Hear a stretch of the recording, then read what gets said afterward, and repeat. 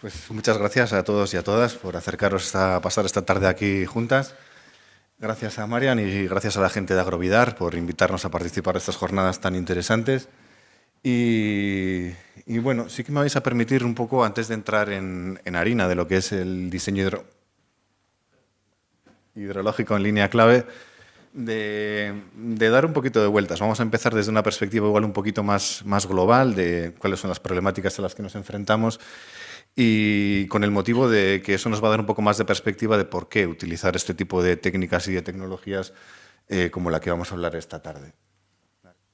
Vale, es al revés. Vale. Entonces nos vamos a detener unos minutos en hablar sobre la importancia del modelo. O sea, venimos de un modelo en los últimos 40, 50, 60 años de agricultura y de ganadería que pues, ha ido generando una serie de problemas y ahora pues sí que estamos viendo desde muchísimos lugares la importancia de transitar hacia un modelo pues, más agroecológico o mucho más centrado en la naturaleza de lo que hemos estado hasta ahora.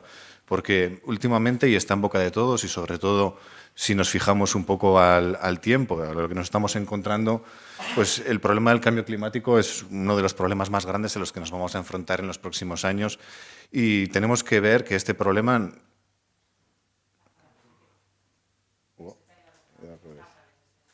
Gracias.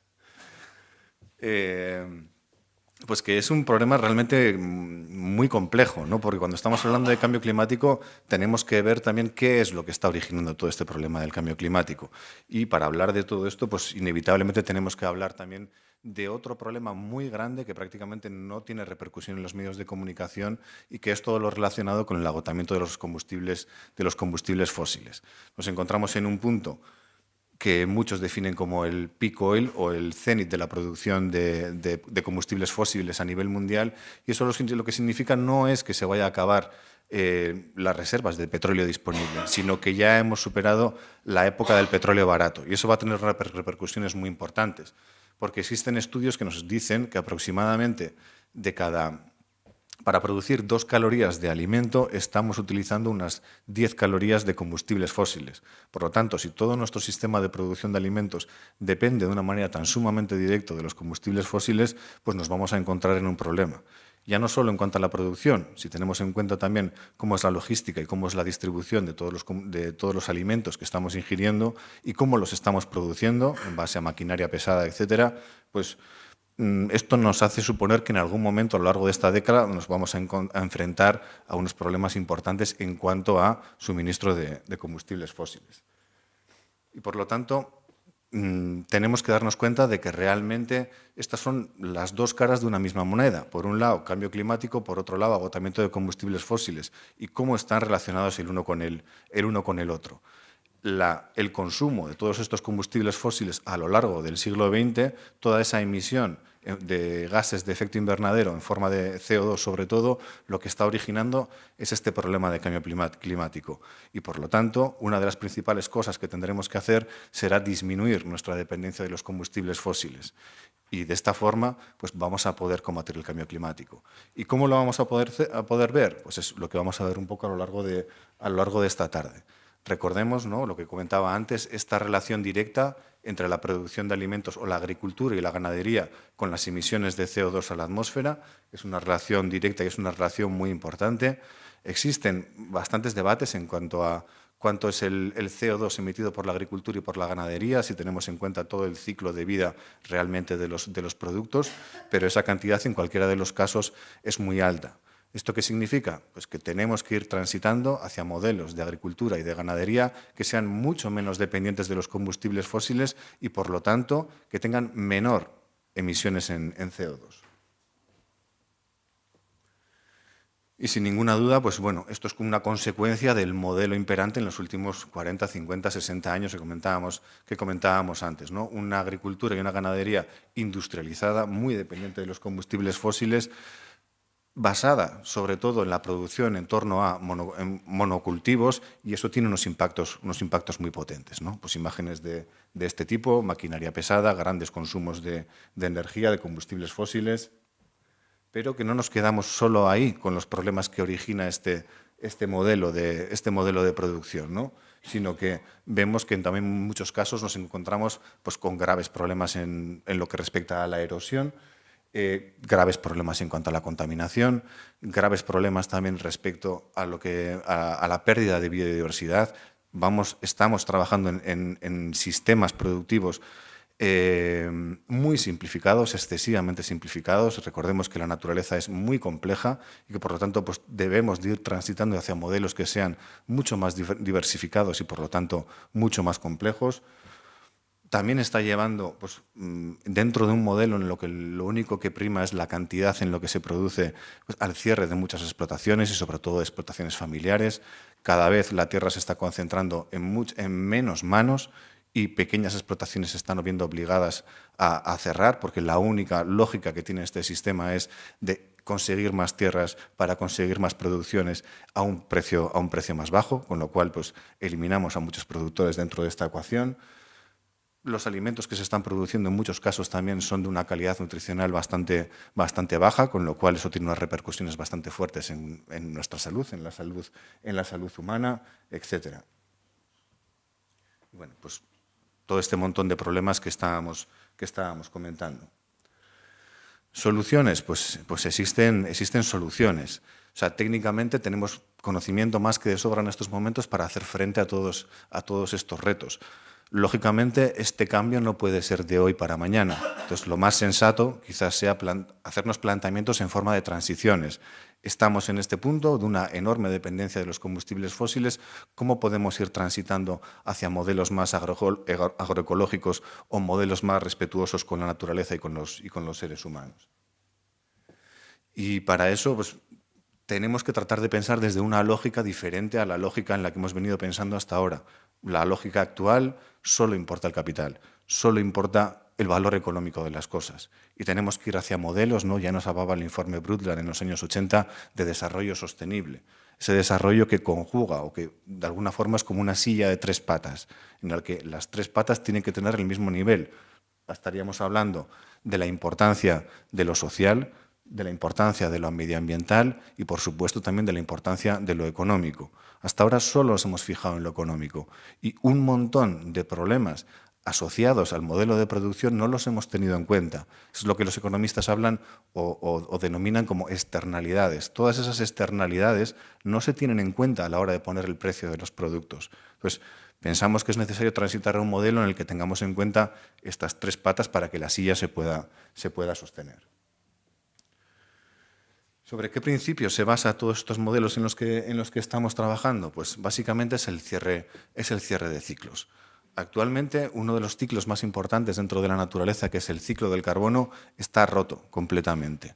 ¿Vale? Hasta ahora, los niveles de CO2 en la atmósfera, hasta la revolución industrial, por decirlo de alguna forma, el ciclo del carbono estaba cerrado. O sea, por un lado estaban las emisiones de CO2 que se estaban produciendo como consecuencia de las actividades humanas y de las propias actividades de la naturaleza, pero a partir de la revolución industrial, todo ese CO2 que estaba almacenado en forma de combustibles fósiles, por un lado, y todo ese CO2 que estaba almacenado en forma de humus, de la fertilidad de la tierra, como consecuencia de las actividades agrícolas, etc., se ha liberado a la atmósfera. Y eso es lo que nos está generando gran parte de todos los problemas. Tenemos que ir desde nuestro punto de vista a un modelo en el que podamos cerrar. ¿Tiene puntero esto? Sí, ahí está. En el que podamos cerrar todos estos ciclos, ¿vale? Y en este sentido es una muy buena noticia porque todas estas prácticas que se engloban dentro de lo que se conoce como agricultura regenerativa, precisamente lo que tratan de hacer es eso, capturar ese CO2 en exceso en la atmósfera y secuestrarlo en forma de carbono estable, en forma de humus, en forma de fertilidad dentro de los suelos. ¿Cómo perdemos esa fertilidad? Pues, por ejemplo, pues con prácticas como la que vemos aquí. Cuando metemos arados, por ejemplo, un arado de vertedera dentro de un suelo, lo que estamos haciendo es que toda esa fertilidad que de manera natural estaba almacenada dentro de los suelos, lo estamos liberando a la atmósfera. ¿Vale? Entonces, tenemos que ir a prácticas que no sean tan lesivas con los suelos. Y hasta ahora los suelos han sido como los grandes olvidados dentro de la agricultura y dentro de la sociedad. O sea, tenemos que recordar que hasta hace 3 años no hemos tenido el Día Mundial del Suelo. O sea, la base fundamental sobre la que se cimienta nuestra sociedad, que es el suelo, que es lo que nos da de comer. O sea, hemos vivido completamente de espaldas a él. Entonces tenemos que ir a modelos que partan desde el suelo. Y partir desde el suelo significa que nuestro trabajo se tiene que centrar en mejorar las condiciones del suelo. Porque si somos capaces de mejorar las condiciones de nuestro suelo, todo lo que pongamos en él va a estar mucho mejor. Esta es una foto en la que podemos ver el impacto de una gota de lluvia sobre un suelo que está completamente desnudo.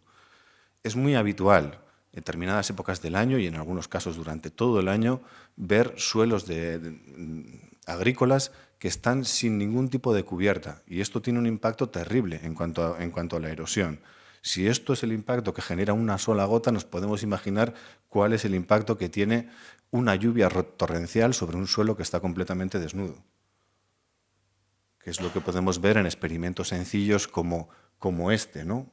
En la medida en la que tenemos suelos que están cubiertos, ese impacto que generan las lluvias sobre el suelo son muchísimo menores. ¿Por qué? Porque esos suelos son capaces de retener todo ese agua, y la capacidad de infiltración que tienen los suelos cuando tienen una cubierta vegetal es muchísimo mayor, con lo cual no tenemos tantos problemas de erosión y de pérdida de suelo por escorrentía, como se puede ver en estas fotos de aquí abajo, ¿no? Un suelo completamente desnudo, vemos que no ha infiltrado prácticamente nada de agua, y por otro lado el color es mucho más marrón. Eso significa que toda esa fertilidad que teníamos en el suelo la hemos perdido. Y por el contrario, en suelos que tienen una cubierta vegetal, vemos que prácticamente no hay agua, es decir, el agua ha permeado dentro de los suelos y el color es muchísimo más claro, lo que significa es que no tenemos pérdidas de suelo por erosión, de fertilidad. Vale. Y este es, pues eso, lo que decíamos, el gran reto, ¿no? Volver a los 280 partes por millón de CO2 que teníamos en la atmósfera antes de la revolución industrial a los...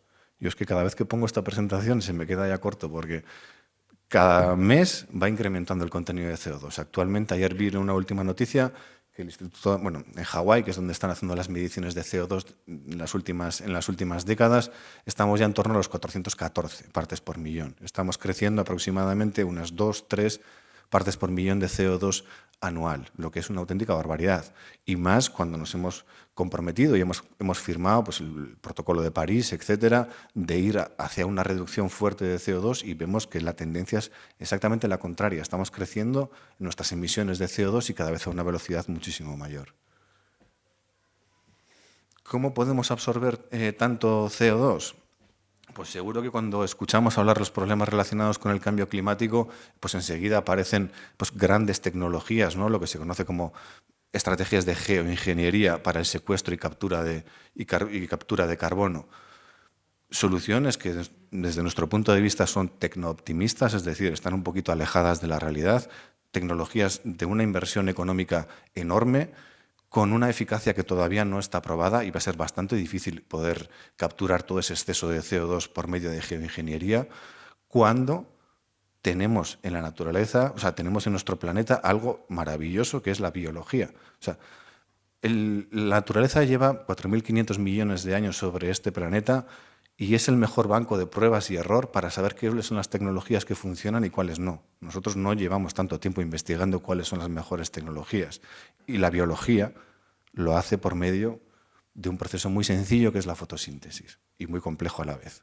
Entonces, si tenemos esa capacidad de fijación de carbono por medio de la fotosíntesis de las plantas, esa debería ser la principal estrategia por la que deberíamos de apostar, capturar todo ese exceso de carbono por medio de las plantas y a través de las raíces incrementar el contenido de materia orgánica de nuestros suelos.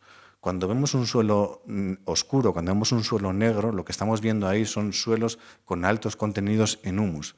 Ese humus es el carbono y esa es la consecuencia de la captura del CO2 por parte de la planta y del almacenamiento en forma de fertilidad dentro de los suelos.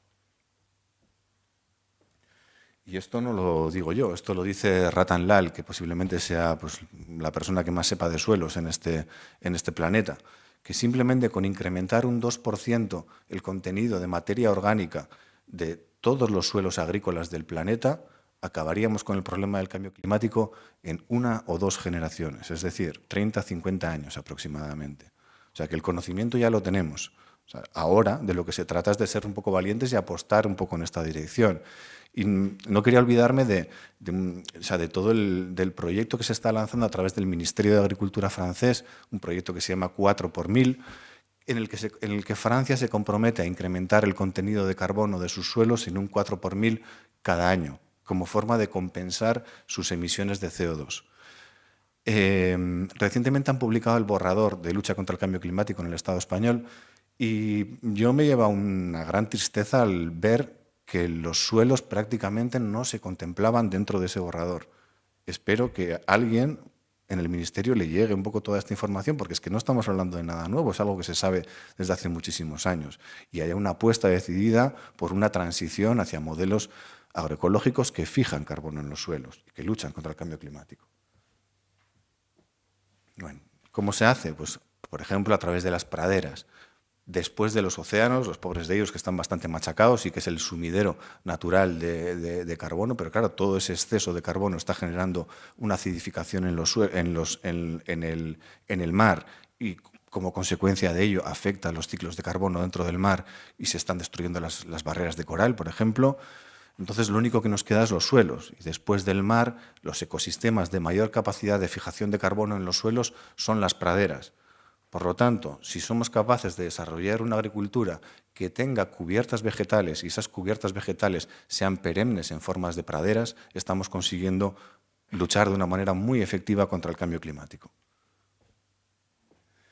Y, nuevamente, biología, buscar asociaciones dentro de la raíz, la simbiosis como mecanismo fundamental de la agricultura en general y de la producción de alimentos. ¿Cómo incrementar el contenido de materia orgánica? Repasando un poco lo que hemos hablado hasta ahora. Por medio de la fotosíntesis, las plantas son capaces de absorber el exceso que tenemos de CO2 en la atmósfera y de fijarlo a través de las raíces dentro del suelo. Pues existen muchas tecnologías, pero de la que vamos a hablar esta tarde aquí es utilizar lo que se conoce como diseño en línea clave o key line en inglés, que básicamente nos va a servir para resolver parte de los problemas que hemos presentado un poco más atrás, ¿no?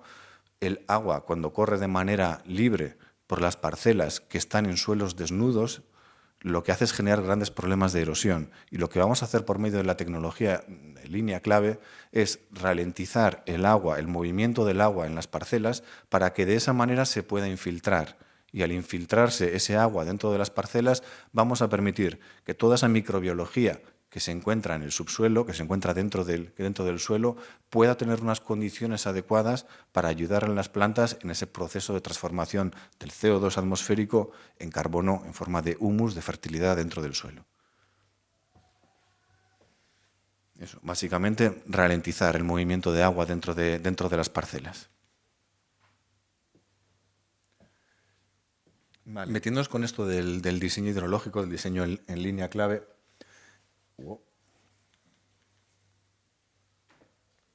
es importante conocer el concepto básico, digamos, de la línea clave. Vamos a imaginar esta parcela de aquí. Esto sería un plano topográfico. Y lo que tenemos que hacer en un paisaje es tratar de identificar cuál es el punto clave. ¿Vale? El punto clave es aquel punto, si lo viéramos en un mapa topográfico, es aquel punto en el que tenemos una serie de curvas de nivel. Esta sería la cota más alta, y cómo va descendiendo. Todo el mundo ve aquí una vaguada, que se está encajando ahí el agua. Eso es, pues en las vaguadas trataríamos de buscar el punto clave. Y ese punto clave sería aquel punto en el que tenemos una continuidad de curvas de nivel que de repente se distancian. ¿Vale? Si lo viéramos en un perfil, sería una cosa de este tipo. ¿Cuál sería el punto clave? Pues sería este punto de aquí. En el punto en el que pasamos de cóncavo a convexo, podría ser. ¿Vale? ¿Lo imaginamos eso en el campo? Luego cuando salgamos de aquí, volvamos para casa o mañana cuando haya luz, vamos a ir viendo el paisaje y tratando de identificar un poco todos estos puntos. Este punto, el punto clave, es el punto a partir del cual veríamos que el agua empieza a correr. ¿Vale? Si nosotros tenemos una vaguada y el agua se empieza a mover por aquí, a partir de este punto veríamos que el agua corre. ¿Vale? Entonces, si a partir de ese punto es un lugar en el que el agua corre de manera natural, ¿para qué sería interesante utilizar este punto? Los que sabéis inglés pone dam, que significa estanque o almacenamiento de agua. Pues si ese punto es el punto a partir del cual el agua se mueve de manera natural, pues sería un punto adecuado para hacer un embalse. Si nosotros no hacemos absolutamente nada, ¿qué es lo que veríamos en este paisaje? Una cárcava, ¿no? Si el agua empieza a moverse de manera rápida, lo que vamos a ver en ese punto es una cárcava, es un punto de mucha erosión en el terreno. Vale, pues lo que se trata en el diseño hidrológico es tratar de identificar estos puntos, los puntos clave, y a partir de ellos hacer todos los diseños. Como por ejemplo, si lo viéramos a nivel de un paisaje o de un pequeño territorio, sería algo de este tipo.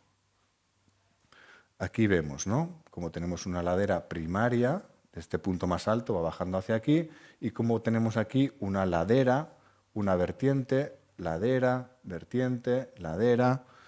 Entonces, trataríamos de buscar en cada una de las laderas cuál es el punto clave. Este sería uno y este sería otro. Y estos puntos serían puntos adecuados para almacenar agua, por lo que decíamos, porque a partir de ese punto el agua corre, pues sería un buen punto para frenarla y almacenarla. ¿Vale? Y a partir de ese punto clave, lo que podemos hacer es trazar una serie de canales, tanto a izquierda como a derecha, que qué es lo que van a hacer o cuál va a ser la misión de estos canales. Eso es. Pues de todo este área que tenemos por encima del punto clave, lo que nos van a permitir estos canales es captar todo ese agua que se nos movería aquí, el agua de lluvia, y lo que hacemos por medio de los canales es darle cierta inclinación para dirigirlo hacia el estanque. ¿Vale? Entonces tendríamos todo lo que nos viene de aquí, todo lo que nos viene de aquí, que lo estaríamos conduciendo al estanque por estos puntos. ¿Vale? Y lo mismo en este otro lado, y que lo podemos hacer a diferentes niveles. Esto lo que nos permite es distribuir el agua de manera homogénea, porque ¿qué es lo que pasa de manera natural en las laderas? Que las laderas tratan de escupir el agua ¿hacia dónde? Hacia las vertientes, ¿no? De manera natural. Se estaría moviendo el agua desde la ladera hacia la vertiente. Entonces, ¿qué es lo que nos va a pasar en una ladera? Que siempre van a ser mucho más secas, ¿no?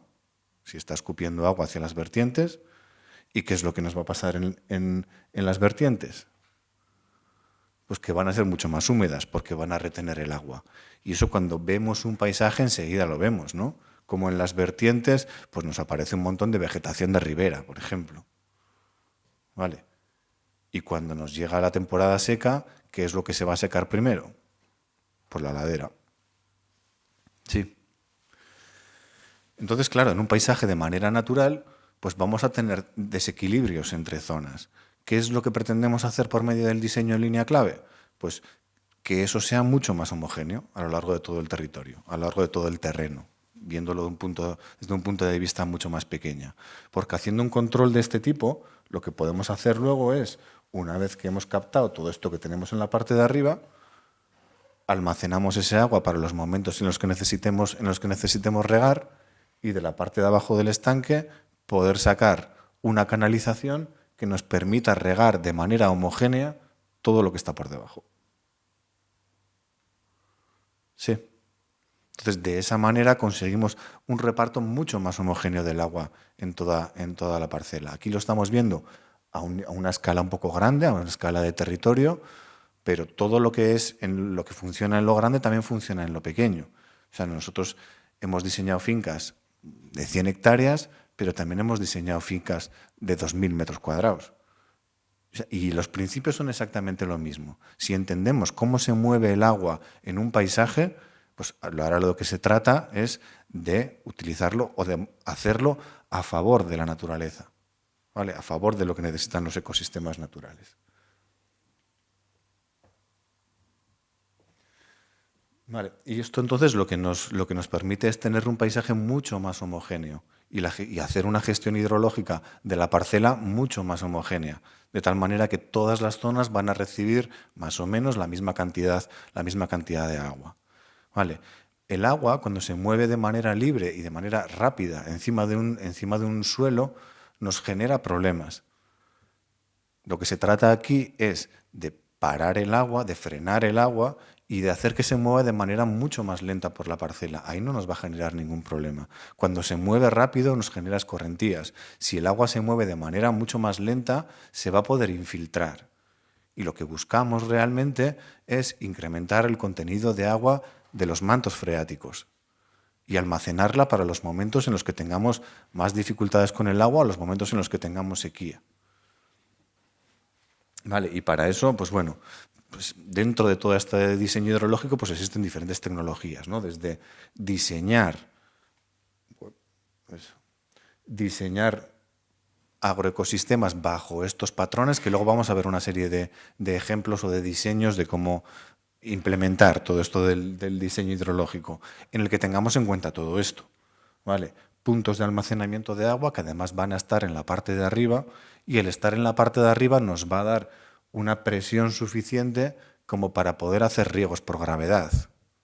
¿Vale? Habrá gente que dirá, claro, nosotros venimos del País Vasco, tenemos pendientes muy fuertes, ¿vale? Pero esto también nos funciona con pendientes muchísimo más suaves. Incluso hemos hecho diseños hidrológicos en lugares que son completamente planos, y ahí pues trabajamos un poco más con microtopografías. Y aunque parezca que no, o sea, hay zonas en las que tenemos desniveles de 2 metros entre el punto más alto y el punto más bajo, y aún así lo estamos haciendo de esta forma. Se trata de entender un poco cómo hacerlo. Y luego esto, pues, en base a ese punto y a esa línea clave que veíamos aquí, si esta es la línea clave, si luego lo que vamos haciendo son paralelas a toda esa línea clave, lo que nos va a permitir es siempre un movimiento. Y ese movimiento va a ser, si el agua se concentra en las vertientes de manera natural, por medio de estas líneas lo que conseguimos es ir sacando el agua de las vertientes hacia las laderas, ¿vale? Y eso pues, nos va a permitir establecer líneas de plantación. ¿Y cómo van a ser esas líneas de plantación? Pues van a ser líneas en línea clave. Y eso nos va a permitir, pues, marco de plantación para frutales, marco de plantación para hortícola y un marco de plantación mucho más abierto para sistemas adhesados.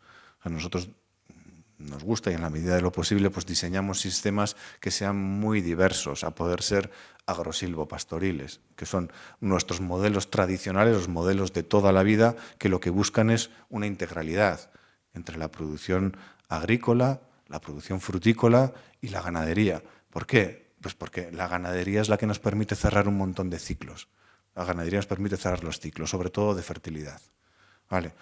Esta mañana teníamos la suerte de escuchar a Andreu Vila, que nos hablaba un poco de eso, ¿no? De la insostenibilidad hasta cierto punto de hacer una fertilización en base a estiércoles. Claro, eso sería lo ideal, pero si tenemos que estar trayendo estiércoles desde no sé dónde para poder abonar las fincas, pues tenemos un problema. O tenemos muchos problemas, porque a ver quién es el que consigue también estiércoles de animales que están gestionados en ecológico, porque los animales que no están gestionados en ecológico, pues en muchos casos, o en la mayoría de los casos, llevan antibióticos. Y si llevan antibióticos, ¿qué estamos haciendo al incorporar estiércoles con antibióticos en los suelos? Pues toda la microbiología que está dentro de los suelos nos la cepillamos cuando estamos trabajando con estiércoles con antibióticos. Bueno, diferentes modos. O sea, se puede aplicar el diseño en línea clave para todo. O sea, desde el cereal a producciones hortícolas, a producciones fortícolas, a el establecimiento de diferentes praderas. Vale. Y bueno, una de las herramientas que se suele utilizar para todo esto es un apero. La persona que desarrolla toda esta tecnología es un tal Yeomans, un australiano en los años 60 del pasado siglo. Y bueno, él es el que pone en marcha toda esta manera de diseñar, por decirlo de alguna forma, y desarrolla también un apero, que bueno, apero yeomans le llamamos, que es como una especie de subsolador, lo que pasa que en este caso es mucho más estrecho.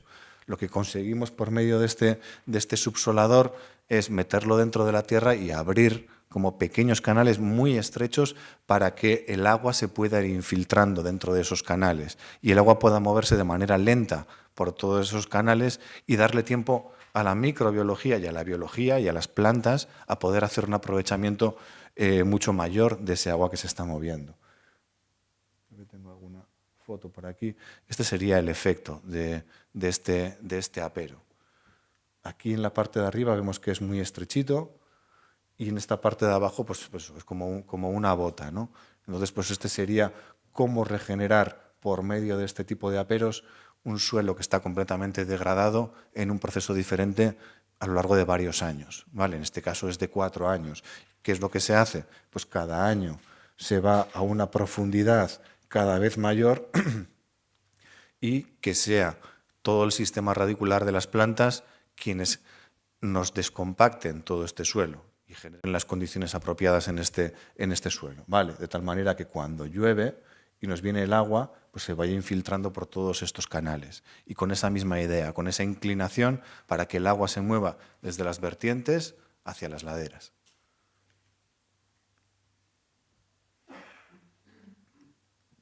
Vale, pues bueno, en sistemas agroforestales se puede utilizar también para los marcos de plantación de los árboles e incluso veíamos en este sistema de aquí atrás cómo recuperar un suelo solo con un apero como el apero yeomans, pero claro, si a esto le añadimos ganadería, en los casos en los que se puede, o sea, la regeneración del suelo es muchísimo más rápida. Y dentro de todos los principios de la agricultura de ganadería, de agricultura y ganadería regenerativa, pues está todo el tema de pastoreo rotacional. Vale, ¿qué es lo que pretendemos con esto? Pues imitar los sistemas naturales. ¿Cómo funcionan los sistemas naturales? Grandes cargas de ganadería en momentos muy puntuales y largos tiempos de reposo, hasta que vuelvan a entrar los animales en la misma parcela. Vale.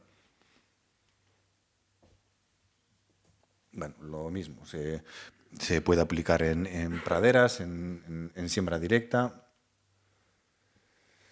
con un objetivo fundamental: incrementar el contenido de materia orgánica en nuestros suelos. Nos encontramos en un estado bastante alarmante a nivel del Estado español. Nos están pegando el toque desde la ONU, que estamos ya en procesos de desertificación muy fuertes y básicamente es por el modelo de agricultura que hemos llevado hasta ahora y porque estamos perdiendo, a base de arar, los niveles o el contenido de materia orgánica de los suelos. ¿Vale? Estamos en niveles, en muchos casos, por debajo del 1%, lo cual es bastante alarmante. Y este estudio que hizo la doctora Christine Jones lo que nos dice es que por cada 1% que conseguimos incrementar el contenido de materia orgánica o de carbono dentro de nuestros suelos, claro, al incrementar el contenido de materia orgánica dentro de los suelos, lo que estamos haciendo es que los suelos realmente se conviertan en una esponja. Y al convertirse en una esponja, tiene una estructura muchísimo mejor, lo que conseguimos es que tenga una mayor capacidad de retención de agua, hasta el punto de que por cada 1% que conseguimos incrementar el contenido de materia orgánica del suelo, del carbono, podemos aumentar hasta en 144.000 litros por hectárea. Y si estamos enfrentándonos al cambio climático y a todas las consecuencias del cambio climático, como son la sequía y la desertificación, esto no es ninguna tontería. Fijaros, cuando llegamos a niveles del 4%, más de 500.000 de litros de agua por hectárea. ¿Esto qué es lo que nos va a hacer? Pues que nuestros cultivos, que nuestros suelos sean muchísimo más resilientes. Es decir, que ante una sequía tengan muchísima más capacidad de adaptarse a esa sequía. ¿Por qué? Pues porque tenemos mucha agua dentro del subsuelo almacenada. Frente a suelos que no tienen prácticamente materia orgánica, que enseguida pues, están debilitados porque no tienen ningún almacén.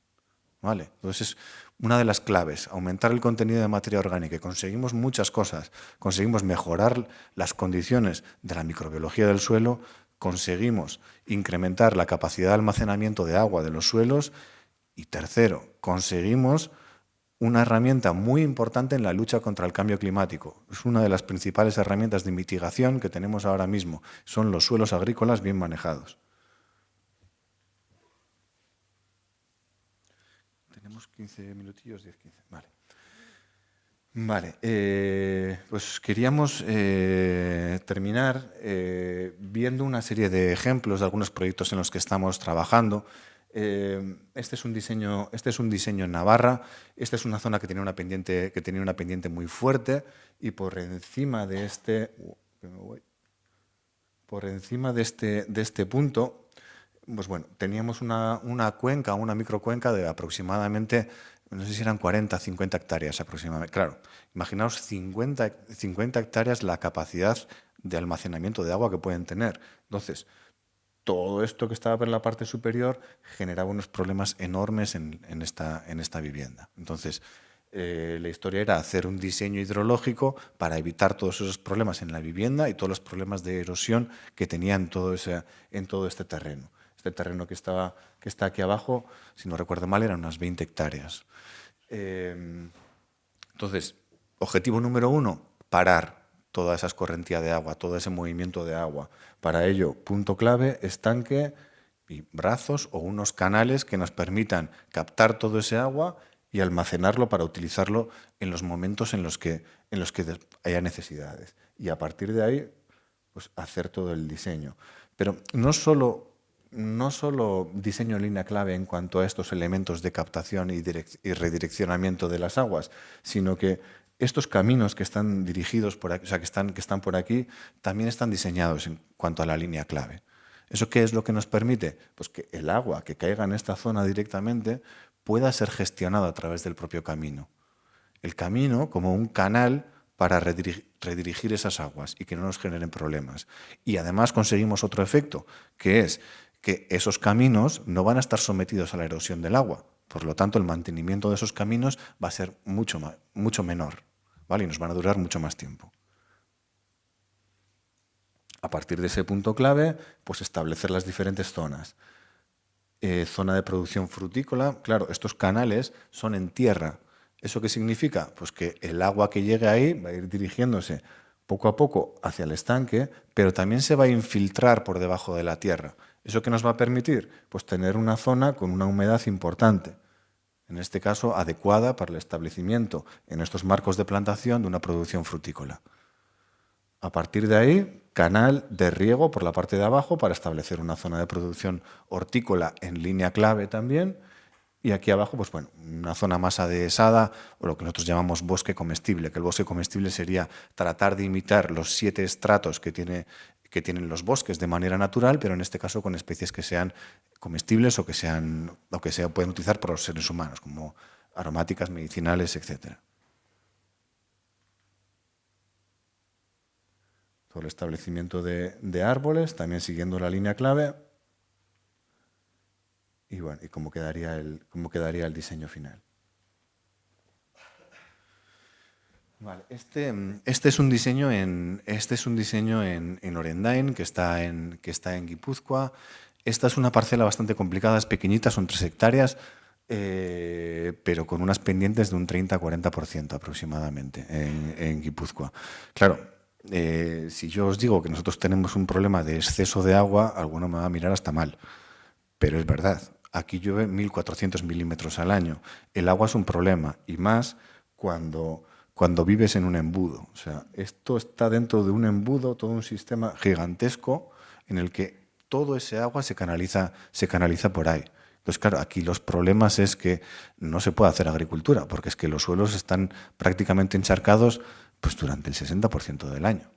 Entonces, el diseño en línea clave lo que nos permite, por un lado, es poder infiltrar agua cuando lo necesitamos, pero también nos permite evacuar los excesos de agua cuando suponen un problema e ir almacenándolos.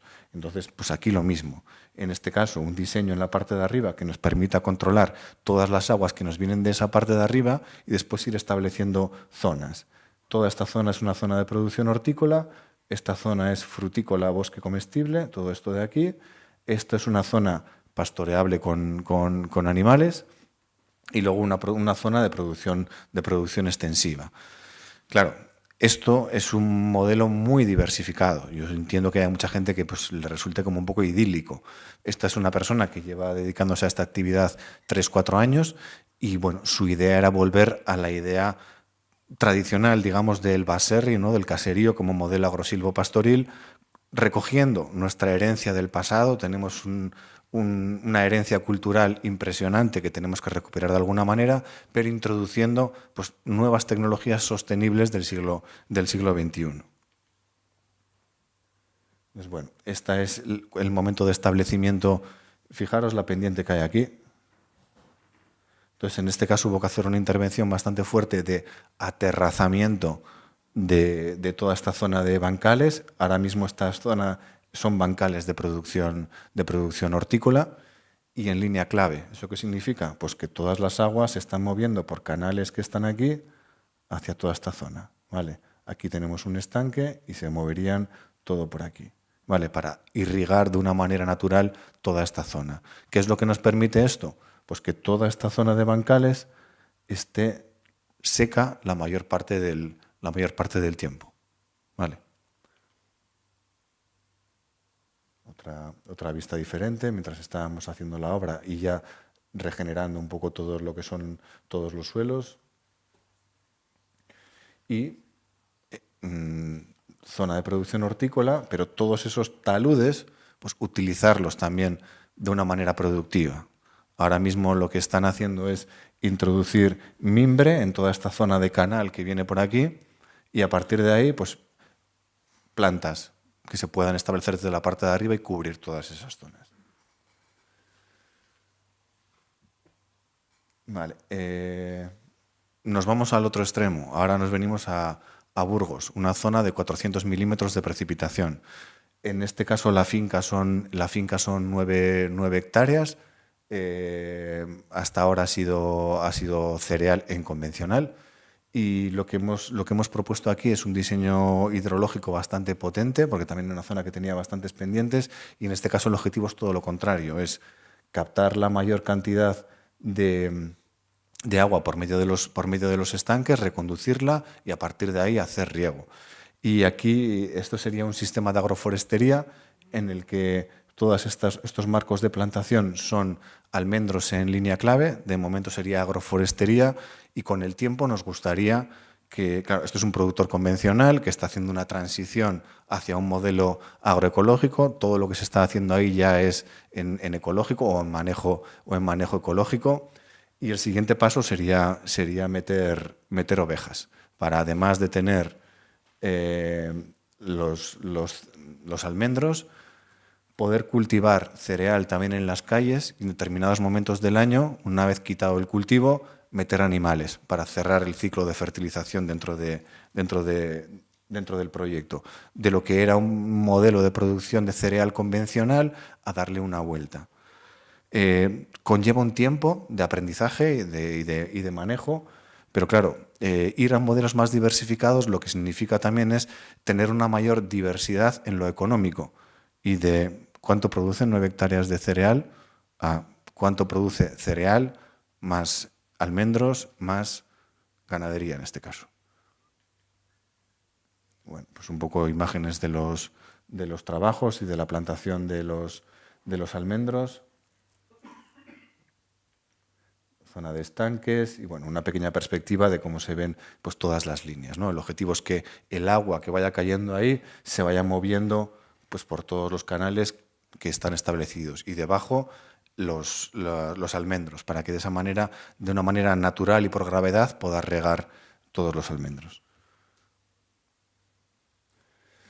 Vale, y este otro, pues bueno, es una obra que estamos un poco ahora en ello. Esto es en Zarauz, son 22 hectáreas y volviendo, es Guipúzcoa también, y volviendo un poco a esa idea, ¿no? De modelos agrosilvopastoriles en los que podamos mezclar un poco de todo. Estos son este invierno los trabajos que hemos estado haciendo de aterrazamiento y esto es la zona de producción hortícola, que bueno, que están ahora mismo trabajando un poco las formas, ¿no? O sea, de pues, todos estos patrones en la línea clave que estábamos comentando. Y ahora, pues bueno, a lo largo de este año iremos viendo un poco cómo va avanzando toda esta zona de producción hortícola, que es en lo que está en este año, y en el invierno que viene nos meteremos ya con los frutales y con el manejo de ganadería. Una pequeña zona de bosque comestible también en toda esta zona de aquí, aprovechando que hay grandes pendientes y bueno, sobre todo pues metiendo mucho fruto silvestre. Y por último, un par de minutitos, una obra que estamos haciendo también aquí en San Román de Cameros, que es un gran reto, porque es un cerro con una enorme pendiente y que en un estado de degradación muy fuerte. Hay algunas imágenes por aquí, pues este es el aspecto. Bueno, creo que este paisaje lo reconocéis perfectamente.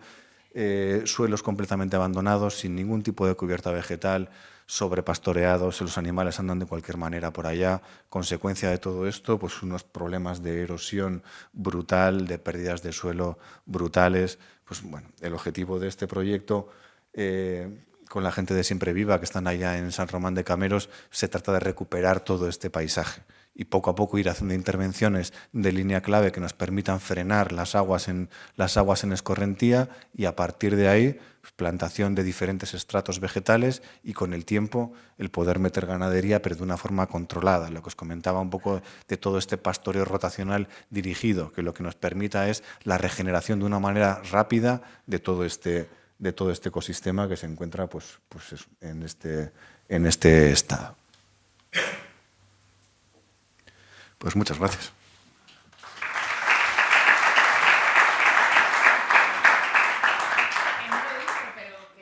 Simplemente por asegurarlo, o que a ver si lo he entendido bien. En los sistemas en los que se necesita agua porque hay poca precipitación, se planta en las mismas líneas clave, y en los sistemas que hay un exceso de agua se planta en donde no están las líneas clave. No, bueno, más sí. O sea, la historia es que en los lugares en los que tenemos una falta de agua, lo que hacemos es diseñar para que el agua infiltre en el suelo, y en los sistemas en los que tenemos un exceso de agua, diseñamos las líneas para que evacúe. ¿Vale? Pero esta evacuación nunca es rápida. Es que a mí ya me da hasta miedo hablar de esto, porque nosotros en el País Vasco estamos viendo una variación tan rápida de las condiciones climáticas año a año, que claro, hasta ahora siempre ha sido exceso de agua, pero es que ahora ya es que no, o sea, porque nos estamos encontrando en julio, agosto, septiembre y sobre todo en invierno con sequía. Entonces es frenar el agua, no para que se vaya, o redirigirla no para que se vaya, sino que vaya despacio y que vaya infiltrando, rellenando acuíferos. Ese es el objetivo. Entonces, hay en algunos casos en los que es vamos a meter, y en otros es vamos a desviar, pero que siga infiltrando aún así todo. Y lo que no se puede infiltrar, que se vaya. Y ese que se vaya, si puede ser a un estanque en el que poder almacenarlo para luego hacer riego cuando nos hace falta, mejor. Sí. El tema que has dicho de los estanques, cuando las aguas de retención están de determinación natural, y sobre todo me imagino que cuando hay tormentas, no se llenan de sedimento muy rápido. Buena pregunta. Con la línea clave lo que hacemos es que la velocidad sea lo suficientemente lenta como para que no haya erosión. Sí puede haber una sedimentación en los canales en los que estamos dirigiendo, pero como en todo hay que hacer un cierto mantenimiento, y 1 o 2 veces al año pues es interesante ir por los canales, ver, recoger parte de ese sedimento y echarlo en otro lugar o en las propias zonas de cultivo. Y en los estanques también se puede dar, pero también hay que hacer un mantenimiento a lo largo del año de retirar parte del sedimento. La estrategia va un poco en reducir la velocidad del agua. Si reducimos la velocidad del agua, no hay tanto arrastre de material, y ese material se va depositando de manera natural. Y los estanques son en tierra, no son en plásticos, ni EPDMs, ni cosas por el estilo. O sea, es tierra compactada, potenciando la microbiología de la zona, que haga una impermeabilización natural del propio estanque. Los primeros años, según dónde, son estanques estacionales, pero según va pasando el tiempo, se convierten en estanques ya permanentes. Hay que tener un poquito de paciencia.